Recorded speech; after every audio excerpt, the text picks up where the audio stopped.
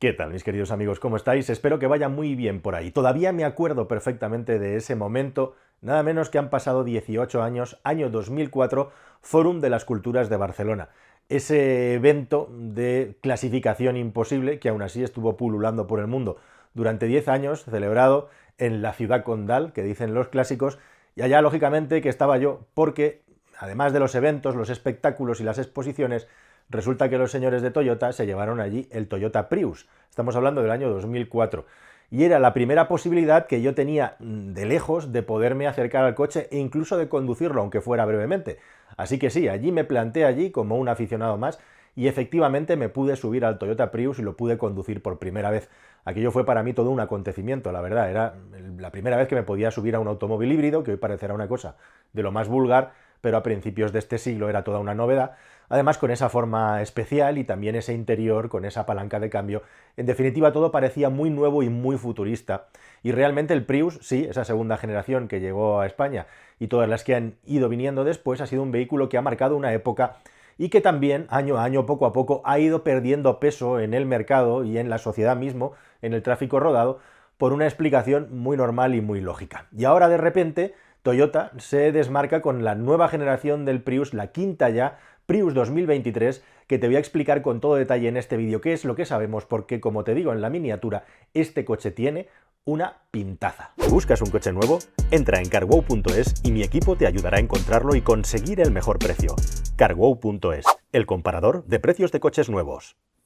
Bueno, es que el Prius fue un grandísimo éxito a nivel global, incluso fue un vehículo simbólico para una generación de actores de Hollywood que se lo compraban pues como un acto de rebeldía para promover la lucha contra el cambio climático y etcétera. Y es un vehículo que fue muy importante para posicionar eso a Toyota con su tecnología híbrida justo antes de que arrancara el pistoletazo de salida de la generación de los automóviles eléctricos que ahora son bandera de esa generación y también de esa teoría durante todos esos años. Y el Prius efectivamente ha ido evolucionando a la japonesa, es decir, muy poquito a poco, con variaciones e iteraciones, básicamente perfeccionamientos del sistema híbrido que nunca ha sido especialmente potente y que ha tenido siempre una carrocería muy parecida, muy similar, hasta que hubo ya un pequeño cambio más grande en la tercera generación, pero sobre todo en la cuarta generación la cosa cambió bastante y el Prius pues dejó de ser incluso un automóvil casi reconocible respecto a lo que había sido anteriormente, ¿no? Pero como digo, anteriormente su estética y su tecnología pues era muy particular y muy importante para Toyota, que vendía mucho este coche. ¿Y qué es lo que pasó? Pues lo que pasó básicamente es que en la segunda década del siglo, a partir del año 2010-2012, Toyota comenzó a introducir de una manera masiva su sistema híbrido, hasta entonces reservado para el Prius, para el resto de la gama de la marca. Y así poco a poco, con la llegada de RAV4, de CHR y de Yaris, de todos los modelos que iban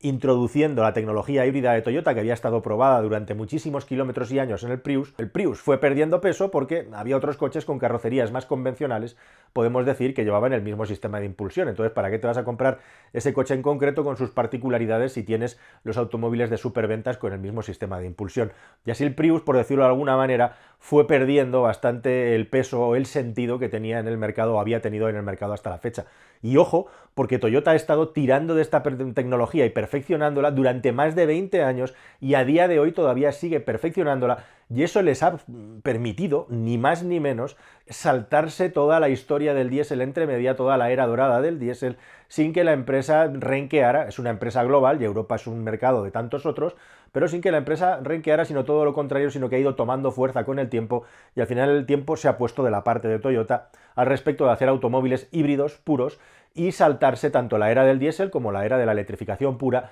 donde ahora se está metiendo con fuerza con el BZ4X, cuyo arranque no ha sido, digamos, muy brillante. Ahora la cosa parece que ya está bien, y ahora el nuevo BZ3, del que te hemos hablado también en este canal. Ahora al final del vídeo te pongo un enlace para que puedas ver, aquí te lo contamos todo en primicia. Y en esta es que llega el nuevo Prius, con una estética muy distinta que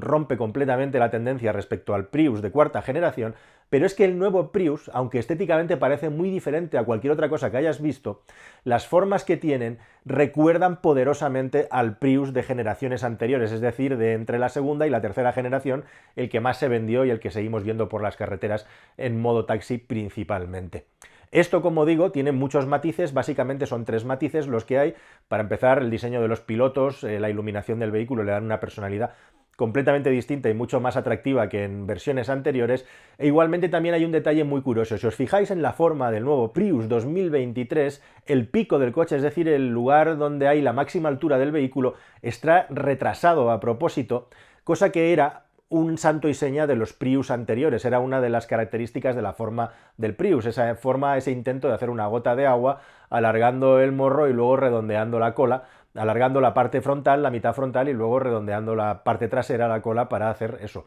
una forma parecida a la gota de agua. Si lo miras de lado, vas a ver que la forma de las ventanillas de este Prius respecto a la tercera y la segunda generación es súper parecida, con esa joroba, podríamos decir, con ese pico retrasado tan característico de los Toyota Prius. ¿Y esto por qué? Pues porque se busca favorecer, como digo, al máximo la aerodinámica. La gran diferencia de este Prius es que, como puedes ver, hay menos superficie acristalada, porque el coche se ha reducido y ha aumentado también la superficie de la chapa por la parte inferior, pero básicamente ha reducido su altura hasta 5 centímetros respecto a la generación anterior, respecto al Prius 4. Y con esto, y además con unas ruedas más anchas y llantas de 19 pulgadas, lo que pretende Toyota es darle un aspecto mucho más deportivo, mucho más agresivo y dinámico. Igualmente, otra cosa que ha hecho Toyota es llevar al extremo ese concepto de los Prius antiguos de tener un voladizo delantero y trasero muy cortos, de alargar al máximo la batalla, y ahora este Prius 2023, con 4,45 metros redondeando, va a tener una distancia entre ejes de 2,75 metros. ¿Qué quiere decir todo esto?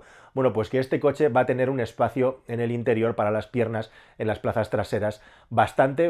bueno para el tamaño general del vehículo, aunque no va a ser unas medidas de récord, ni va a ser el líder de su segmento. Sí que va a ser un coche muy apropiado para viajar con 4 ocupantes, según las cotas, los datos que estamos teniendo, además con ese pequeño punto, esa pequeña diferencia que compensa, que es el hecho de que al tener la parte más alta del vehículo atrasada, probablemente las cabezas de los ocupantes traseros pues no tengan muchos agobios igualmente, aunque, como digo, como veis, la bajada de altura y la menor superficie acristalada me hace dudar si realmente la sensación atrás va a ser o no de mucha holgura. Deseando estoy de probarlo. Pero en definitiva, una vez que te he hablado un poco de las medidas del vehículo, la otra gran novedad, y del diseño, grandísima novedad, es el sistema de impulsión. Y aquí sí que la novedad es potente e importante. Y es que Toyota ha decidido que a Europa solamente va a traer una versión híbrida enchufable. Esto te explica de manera secundaria que efectivamente van a existir versiones híbridas normales que se van a vender en otros mercados, pero acá solamente va a llegar la híbrida enchufable. A Europa, ojo, porque a Inglaterra ni siquiera se va a vender el Toyota Prius. Y la gran diferencia es que este coche va a tener nada menos que 223 caballos de potencia final, con el sistema híbrido de impulsión, que tiene por un lado el motor 2000, que en este caso típico de Toyota, que llevan los Toyota Corolla, por ejemplo, se queda en 151 caballos, es decir, hay una reducción de aproximadamente 30 caballos respecto a los Corolla más potentes, cuyo resultado actual es muy bueno. Y por otro lado tenemos nada menos que un motor eléctrico con 163 caballos, es decir, que el sistema de impulsión eléctrico tiene más fuerza que el sistema de impulsión térmico. Al final, como digo, la potencia combinada es de 223 caballos, y todo esto viene gobernado, lógicamente, por un sistema híbrido de Toyota, que es la marca de la casa, y una batería de acumulación de electricidad que llega en esta generación a los 13,6 kWh de capacidad. Hay que tener en cuenta que el anterior Toyota Prius híbrido enchufable tenía una batería de 8,8 kWh de capacidad, lo cual es un salto adelante muy importante. Todavía no hay cifras oficiales de consumo, pero dos cuestiones al respecto. Toyota dice que, a pesar del aumento del rendimiento y de las prestaciones del coche, la eficiencia se mantiene o incluso se va a superar respecto a la generación anterior. Vamos a ver qué consumo acaba homologando. Y en segundo lugar, parte importante de esto es justamente el aumento del tamaño de la batería, que le da al coche mucha más autonomía eléctrica, con lo cual el consumo homologado, como solamente mide los primeros 100 kilómetros en un híbrido enchufable, se puede hacer trampa de una manera muy rápida y fácil, y va a ser muy bajo. Efectivamente, yo calculo, y se calcula, aunque la cifra no existe, que este coche, con la eficiencia energética que tiene y con la aerodinámica que va a tener, pues probablemente va a tener unos 70 kilómetros de autonomía eléctrica, entre 65 y 70 oficiales, e incluso se puede llegar más allá. Estamos hablando de 13,6 kWh de capacidad de la batería en un automóvil muy eficiente. 13,6 kWh en algunas circunstancias pueden llegar a dar para 100 kilómetros. Así que vamos a ver cuáles son las cifras oficiales finalmente, pero en definitiva este coche va a permitir hacer kilometrajes más altos de lo normal, con una batería no más grande de lo normal, modo 2022, año 2022-23, donde las baterías de los FEV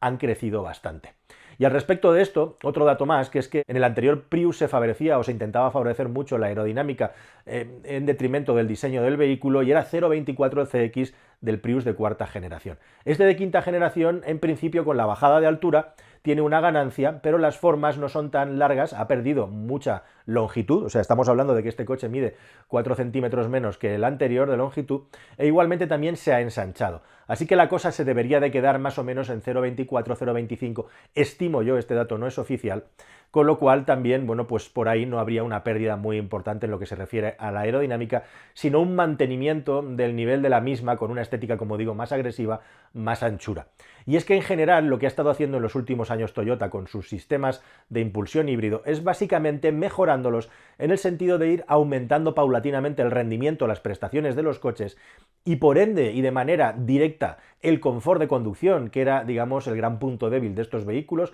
confort acústico, potencia disponible, sin perder ni un ápice de la eficiencia de los consumos de las generaciones anteriores. Y así las potencias y las cilindradas han ido creciendo hasta los más de 180 caballos que tiene ahora mismo la versión más potente del Toyota Corolla, sin que hayamos notado una diferencia muy importante en el consumo, salvo lógicamente que estés constantemente aprovechando esos niveles de potencia, sacándole la máxima potencia al coche. Y esto es un poco lo que parece que Toyota está haciendo con este nuevo Prius. Un nuevo Prius, por cierto, que como digo, tendrá versiones híbridas que no llegarán aquí y se empezará a fabricar ya directamente en diciembre de este año en Japón y que llegará a Europa probablemente en la primavera del año 23. Por último y no menos importante, el interior. Hay un cambio radical e igualmente siguiendo la nueva línea de diseño de Toyota tiene pues esa pantalla de 7 pulgadas que está como ligeramente sobreelevada y un volante también más pequeño de lo normal y bajado, no llega a ser lo del sistema de Peugeot, pero bueno, por ahí van los tiros e igualmente también una pantalla de 12 pulgadas que ahora sí por fin se han puesto las pilas y está acorde con lo que hay en el mercado y tiene un nivel de calidad